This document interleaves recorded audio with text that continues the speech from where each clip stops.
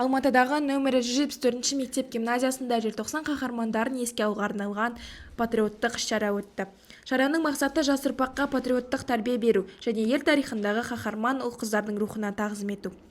Іс-шараға Ербол Сыпатаевтың бауыры Ержан Сыпатаев пен Ләззат Асанованың бауыры Берік Асанов арнайы келіп, оқушыларға сұхбат берді. Олар бауырларының балалық шағы мен ерлік жолы туралы естеліктермен бөлісті. Енді бүгінгі өткізілген іс-шара әрине ұнады.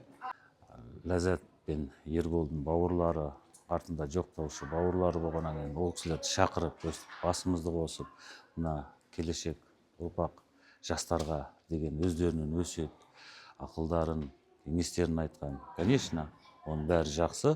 1986 жылғы желтоқсандағы жастардың батылдығы ол бүгінгі күннің тыныштығы деп айтуға да болады.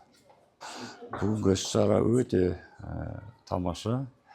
Бұл іс-шараның маңызы зор.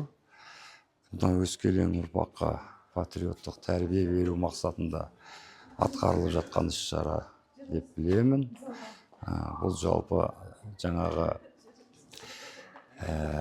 желтоқсан көтерілісінде құрбан болған Ербол мен Ләззаттың ерліктерін насихаттау, өскелең ұрпаққа жеткізу, патриоттық тәрбиесі маңызы зор.